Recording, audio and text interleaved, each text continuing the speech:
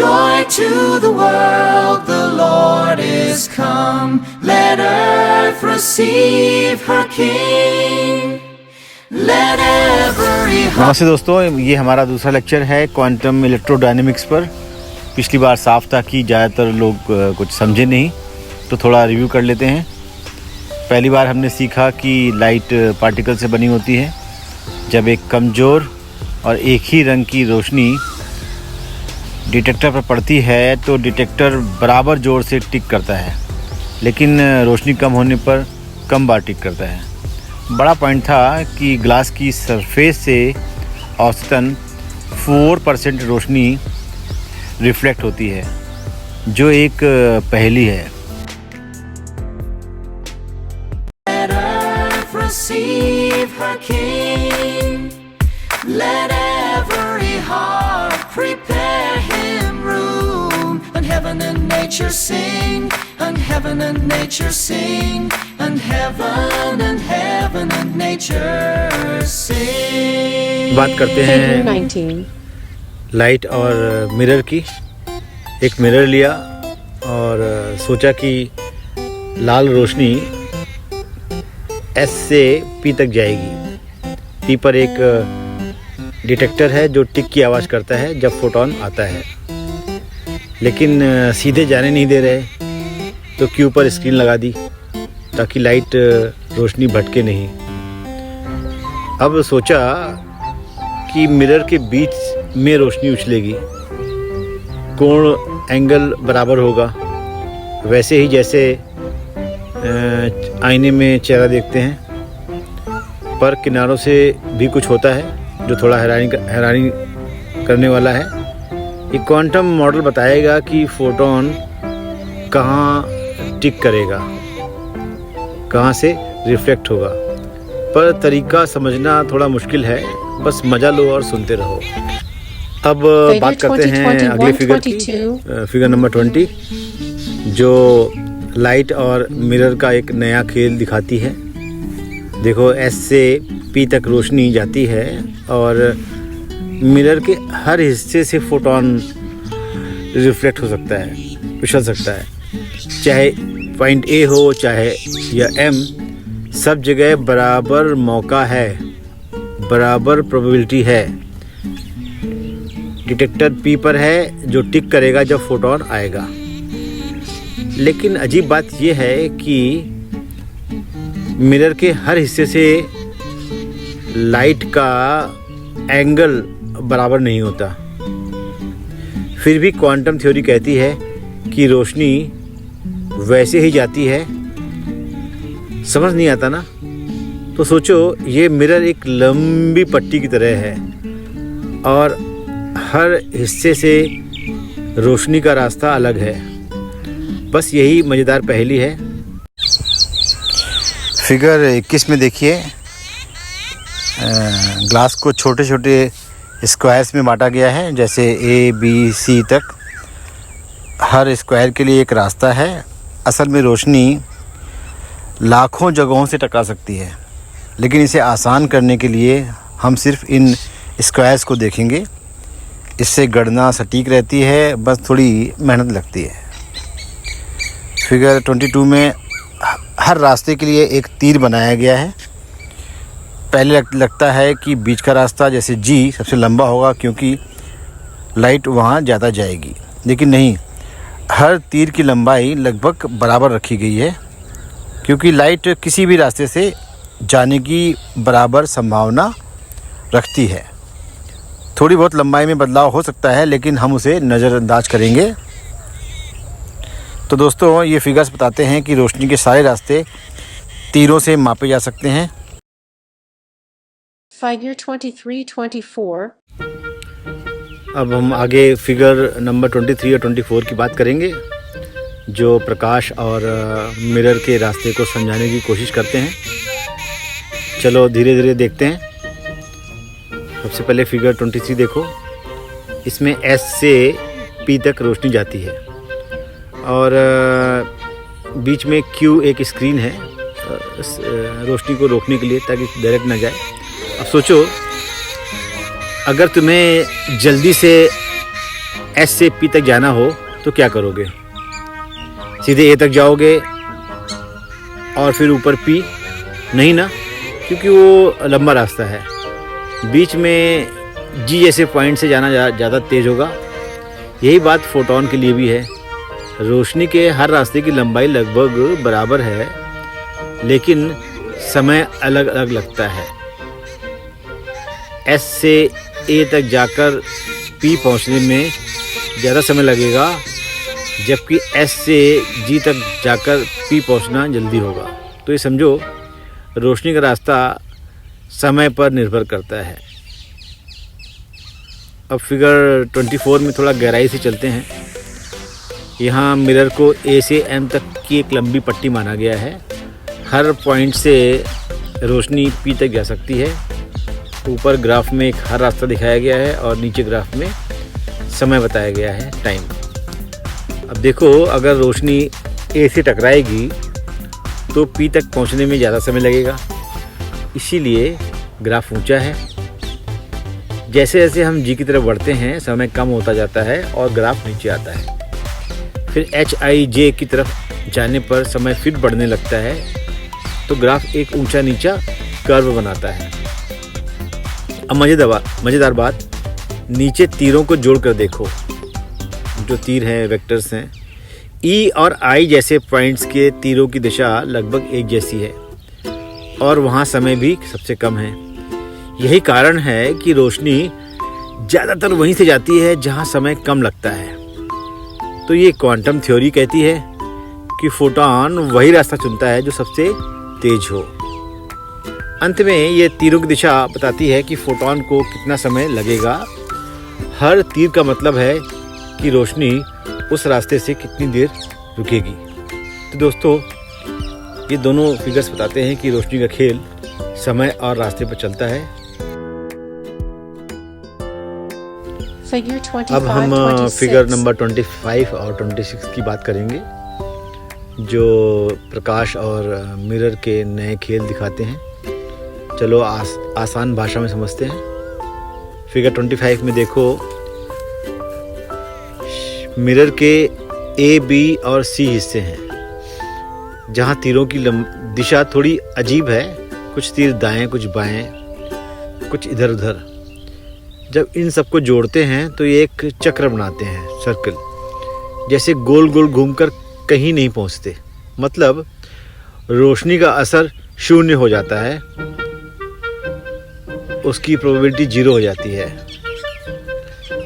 लेकिन अगर हम शीशे के किनारों को हटा दें जहां तीर गलत दिशा में है, तो रोशनी का असर बढ़ जाता है।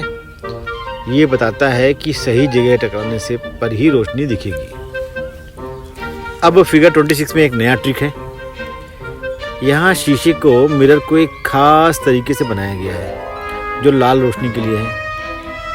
इस मिरर में कुछ हिस्से ऐसे हैं जहाँ तीर दाएं की ओर हैं और बाकी हिस्सों को हटा दिया गया है। इससे लाल रोशनी अच्छे से परावर्तित होती है, लेकिन नीली रोशनी के लिए काम नहीं करेगा, क्योंकि इसकी स्टॉप वॉच की स्पीड ज़्यादा होती है। लेकिन क्योंकि नीली रोशनी की गति अलग होती है। अगर डिटेक्टर को थोड़ा नीचे करें या ऊपर करें तो ये नीली रोशनी के लिए भी काम करने लगता है। तो दोस्तों, ये फिगर्स बताते हैं कि रोशनी का रास्ता और मिरर का सही इस्तेमाल कितना ज़रूरी है। Figure 27, 28.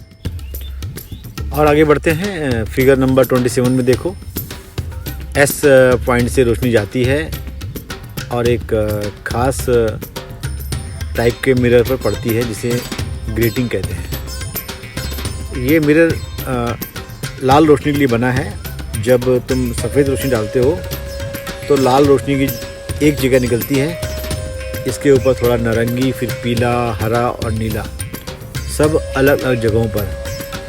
ये इसलिए होता है क्योंकि मिरर की सतह पर बनी खांचें सही दूरी पर हैं।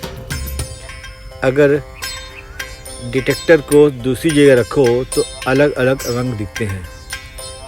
इससे पता चलता है कि ग्रामोफोन, सीडी, डीवीडी, रिकॉर्ड जैसी सतह भी ऐसे रंग बिखेर सकती है, बस कोण सही होना चाहिए। अब मज़ेदार बात, कभी गाड़ियों के पीछे चमकते रंग देखे, खासकर सनी कैलिफोर्निया में जब कार चलती है तो लाल से नीला तक रंग बदलते हैं। ये वही ग्रेटिंग का कमाल है। सूरज की रोशनी डिटेक्टर जो हमारी आँख है और सतह के सही कोण से मिलती है तो ये बताता है कि रोशनी का रास्ता और कोण कितना मायने रखता है। फिगर 28 में एक और रोचक चीज़ है। ये दिखाती है कि प्रकृति ने क्रिस्टल जैसे ग्रेटिंग बनाए हैं। उदाहरण के लिए नमक का क्रिस्टल एक्सरे को परावर्तित करता है। एक्सरे बहुत तेज गति से चलते हैं, विजिबल लाइट से 10,000 गुना तेज। मतलब जो इसकी स्टॉप वॉच होगी उसकी स्पीड जो है उससे ज़्यादा होगी, 10,000 टाइम्स ज़्यादा होगी। इनके कोण से पता चलता है कि क्रिस्टल में परमाणु कैसे सजे हुए हैं। और भी बड़ी बात, ये ग्रेटिंग हमें हर रास्ते की संभावना बताती है। हर जगह से रोशनी टकरा सकती है, तो सारे तीरों को जोड़ना पड़ता है, ना कि सिर्फ वही जो हमें सही लगते हैं। इससे सही परावर्तन की गणना होती है। 1914 में पहली बार इसकी खोज हुई थी और ये बहुत रोमांचक था, क्योंकि तब पहली बार पता चला कि परमाणु अलग अलग चीज़ों से कैसे जुड़े हुए हैं। तो दोस्तों, ये फिगर्स बताते हैं कि रोशनी का खेल सिर्फ शीशे से नहीं, प्रकृति के क्रिस्टल से भी जुड़ा है। अब हम आगे बढ़ते हैं, फिगर 29 और 30 की बात करेंगे, जो प्रकाश और पानी के रास्ते को समझाने की कोशिश करते हैं। फिगर 29 में देखो, पॉइंट एस से रोशनी हवा में शुरू होती है और डी तक पानी में जाती है। पानी की सतह के बीच में रास्ता बदलता है। क्वांटम थ्योरी कहती है कि रोशनी कई रास्तों से जा सकती है। ऊपर ग्राफ में हर रास्ते के तीर दिखाए गए हैं और नीचे ग्राफ में समय बताया गया है। समय का ग्राफ ऊंचा नीचा है, सबसे पहले ऊंचा, फिर नीचे और फिर ऊपर। ये इसीलिए क्योंकि पानी में रोशनी की गति हवा से धीमी होती है, जो इसे कॉस्टली बनाता है। अब ध्यान से देखो, जिन रास्तों के तीर एक ही दिशा में हैं, वहाँ सबसे कम समय लगता है। यही वो जगह है जहाँ रोशनी ज़्यादातर जाती है। मतलब रोशनी वही रास्ता चुनती है जहाँ समय कम लगे। अगली फिगर में समझाऊंगा कि पानी में रोशनी धीमी क्यों होती है, अगली क्लास में। अब फिगर 30 में एक मज़ेदार एग्जाम्पल है। यहाँ एस से डी तक का रोशनी का रास्ता पानी और हवा के बीच है। जैसे कोई लाइफ गार्ड एस पर हो और डी पर कोई डूबता हुआ इंसान। सवाल ये है कि लाइफ गार्ड को पानी में कहाँ कूदना चाहिए, क्योंकि सबसे तेज़ी से डूबते को बचाए, ताकि सबसे तेज़ी से डूबते को बचाए। सीधा रास्ता ए से पानी में कूदना आसान लगता है, लेकिन वो सबसे तेज़ नहीं। देखो, ए से कूदने में ज़मीन पर दौड़ने का फ़ायदा है, लेकिन पानी में तैरने में समय ज़्यादा लगता है। एन जैसे बीच के पॉइंट से कूदने पर समय कम लगता है, क्योंकि ये ज़मीन और पानी का सही संतुलन है। ग्राफ में ये दिखता है कि सबसे कम समय का रास्ता एन से होकर जाता है, तो रोशनी भी वही रास्ता चुनती है जो सबसे तेज हो, ना कि सबसे छोटा।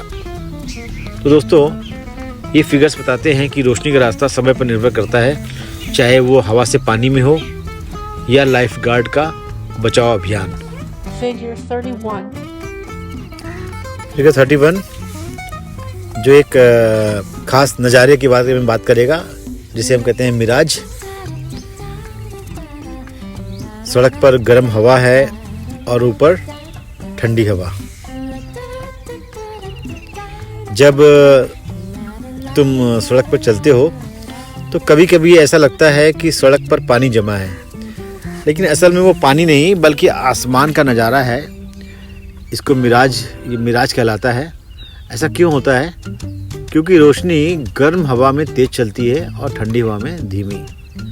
अब ध्यान से देखो, रोशनी का रास्ता वही चुनती है जहाँ समय सबसे कम लगे। ग्राफ में दिखाया गया है कि रोशनी आसमान से सड़क तक एक घुमावदार रास्ते से आती है। जब ये ठंडी हवा से होकर गुजरती है, थोड़ा मुड़ जाती है और सड़क पर पानी जैसा दिखाई देता है। असल में ये आसमान की परछाई है। जब सड़क पर सचमुच पानी होता है तो भी मिराज दिखता है, लेकिन यहाँ तो पानी नहीं, फिर भी ऐसा लगता है। तो दोस्तों, ये मिराज का राज है। रोशनी का रास्ता समय के हिसाब से बदलता है और गर्म ठंडी हवा का खेल इसे और मज़ेदार बनाता है। अब हम बात करते हैं फिगर्स 32, 33 एंड 34 की बात करेंगे, जो प्रकाश के रास्ते और उसके व्यवहार को समझाने की कोशिश करते हैं। चलो शुरू करते हैं। फिगर 32 में देखो, एस से पी तक रोशनी जाती है। पहले तो लगता है कि रोशनी सीधी रेखा में चलती है, लेकिन क्वांटम थ्योरी कहती है कि रोशनी कई टेढ़े मेढ़े रास्तों से जा सकती है, A, B, C, D, E, F, G जैसे। हर रास्ते के लिए एक तीर है और इन तीरों को जोड़कर देखते हैं। ग्राफ में समय दिखाया गया है, जो सबसे पहले ऊंचा है, फिर नीचे आता है, फिर ऊपर जाता है। लेकिन मज़ेदार बात यह है कि डी पर तीर एक जैसी दिशा में है, जहां समय सबसे कम लगता है। यही कारण है कि रोशनी लगभग सीधी रेखा में जाती दिखती है, क्योंकि वही रास्ता सबसे तेज होता है।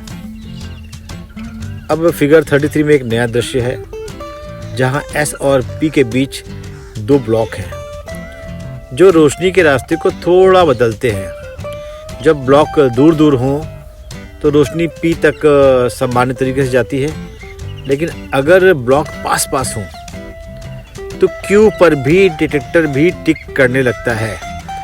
ऐसा इसीलिए क्योंकि पास होने पर समय का अंतर बहुत कम हो जाता है, तीर कम हो जाते हैं और तीर एक दूसरे को रद्द नहीं करते।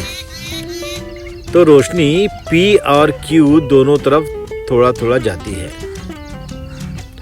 34 में और रोचक बात है, यहाँ रोशनी के रास्ते बहुत संकरे हो गए हैं, जैसे एक बहुत ही छोटा सा छेद।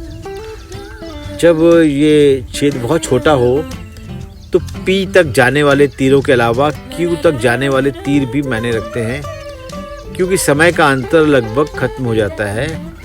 ग्राफ में दिखता है कि समय P और Q के लिए लगभग बराबर है।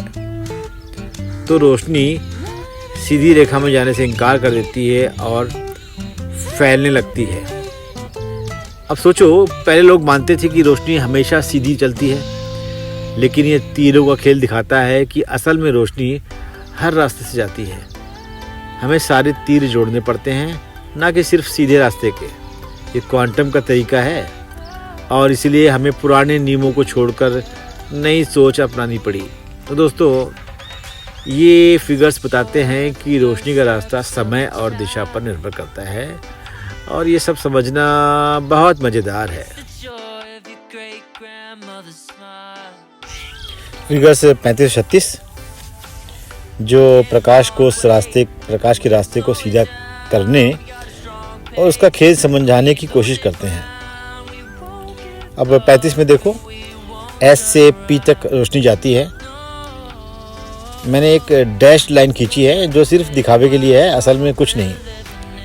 रोशनी कई रास्तों से जा सकती है, लेकिन मैंने इसे आसान करने के लिए सिर्फ दो सीधी रेखाओं का इस्तेमाल किया है। ग्राफ में समय दिखाया गया है, जो ऊपर से शुरू होकर बीच में आता है और फिर ऊपर जाता है।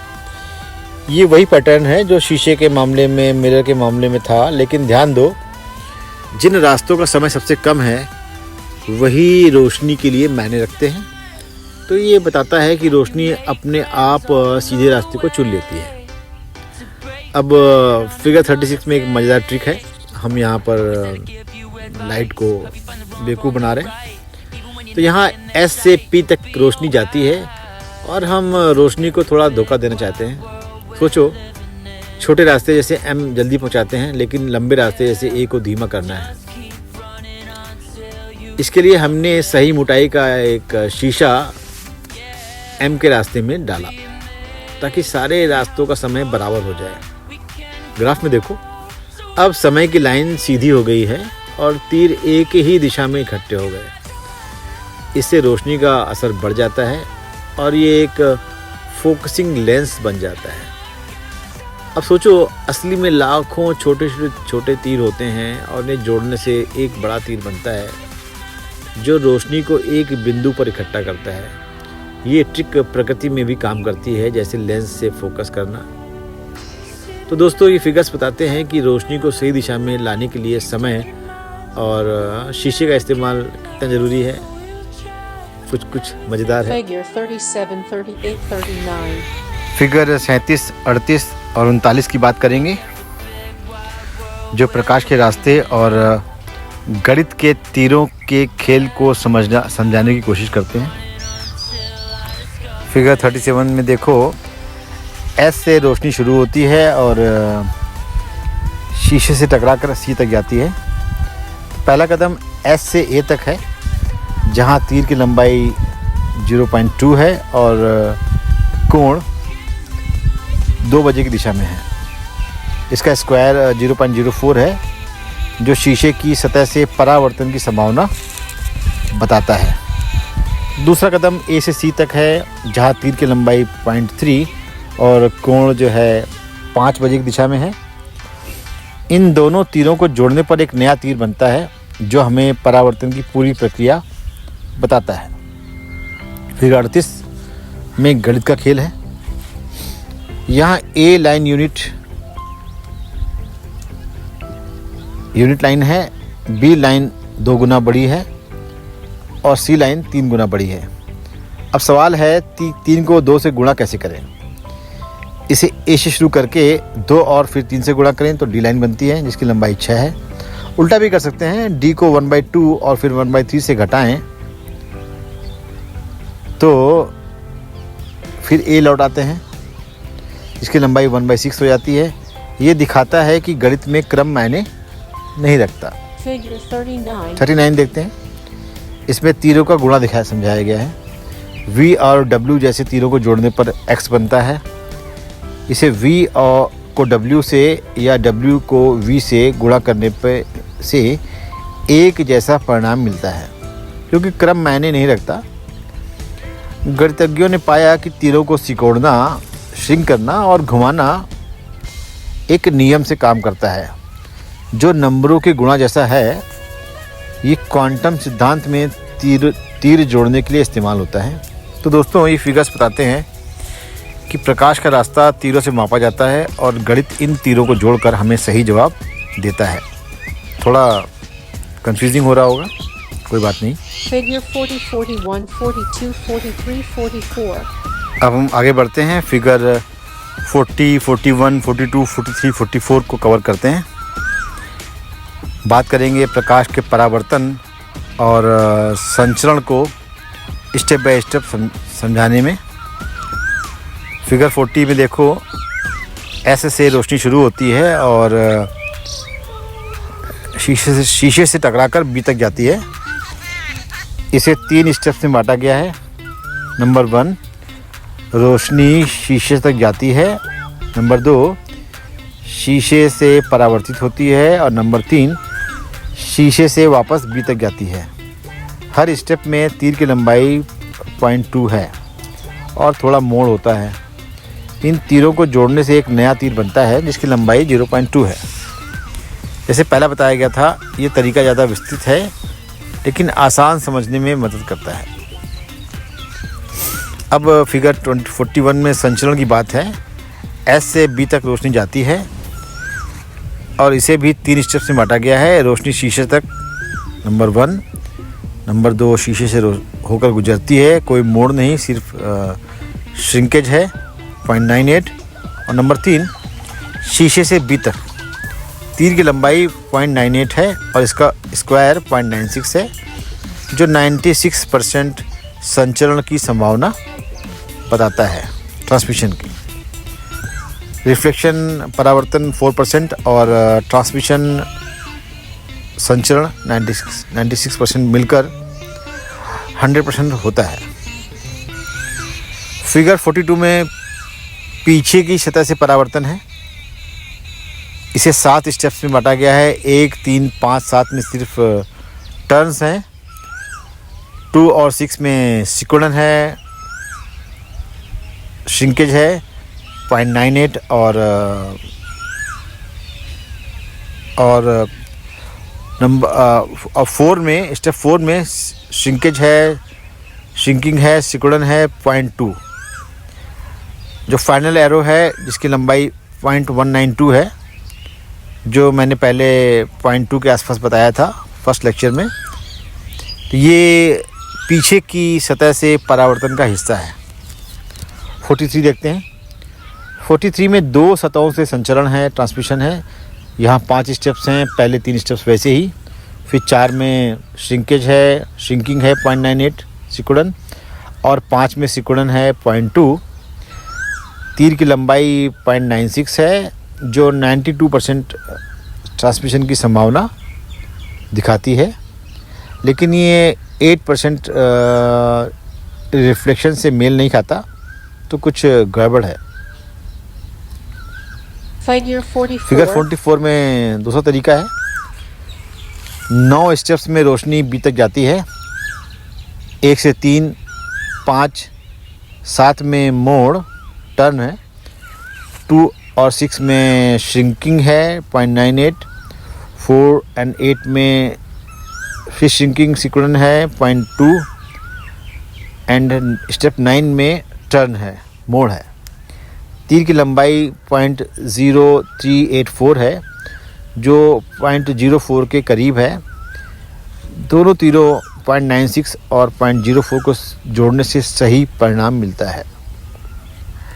तो दोस्तों, ये फिगर्स बताते हैं कि प्रकाश का रास्ता स्टेप दर स्टेप तीरों से समझा जा सकता है, और श्रिंकिंग, टर्न, सिकुड़न, मोड़ से सही फिगर्स 45, 46, 47 और 48 की बात करेंगे, जो प्रकाश के परावर्तन, रिफ्लेक्शन, संचरण, ट्रांसमिशन और संभावनाओं, प्रोबेबिलिटीज़ को समझाने की कोशिश करते हैं।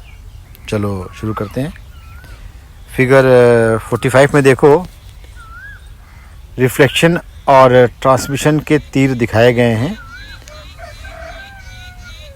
रिफ्लेक्शन का तीर 0.2 + 0.2 है, जो 16% संभावना देता है, और संचरण ट्रांसमिशन का तीर 0.96 और 0.004 है, जो 100% बनाता है, और 0.96 - 0.04 से 84% और 0.92 निकलता है।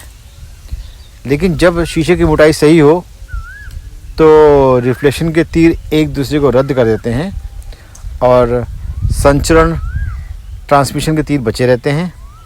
प्रकृति हमेशा 100% रोशनी को ध्यान में रखती है। फिगर 46 में पीछे की सतह से परावर्तन का दूसरा तरीका है। यहाँ 7 स्टेप्स हैं। 1, 3, 5, 7 में मोड़ हैं, टर्न है, और 2 और 6 में सिकुड़न है, श्रिंकिंग है 0.98, और स्टेप 4 में 0.2 श्रिंकेज है। नतीजा, तीर की लंबाई 0.192 है, जो 0.04 के करीब है। ये परावर्तन और संचरण, रिफ्लेक्शन और ट्रांसमिशन के सही गणित को दिखाता है। फिगर 47 में 2 सोर्स हैं, X और Y हैं, और डिटेक्टर A और B हैं। X से A तक तीर की लंबाई 0.5 है, काफ़ी डिस्टेंस है, एंड और एंगल 5 बजे की दिशा है, काफ़ी दूरी पे है, और Y से B तक भी वैसा ही है। इन तीरों को गुणा करने पर एक नया तीर बनता है, जिसकी लंबाई 0.25 और डायरेक्शन 10 बजे की है। ये दिखाता है कि अलग अलग रास्तों की संभावना कैसी जोड़ी जाती है। फिगर 48 में एक नया तरीका है। X से B और Y से A तक रोशनी जा सकती है। X से A और Y से B के तीर भी है। हर रास्ते का तीर 0.5 है। इन्हें गुणा करने पर नतीजा 0.25 का तीर बनता है। ये दो तरीकों की संभावनाओं को जोड़ता है और नतीजा एक बड़ा तीर है जो पूरे घटना की संभावना बताता है। तो दोस्तों, ये फिगर्स बताते हैं कि रोशनी का रास्ता और संभावना तीरों को जोड़कर निकाली जाती है और प्रकृति इसे सही रखती है।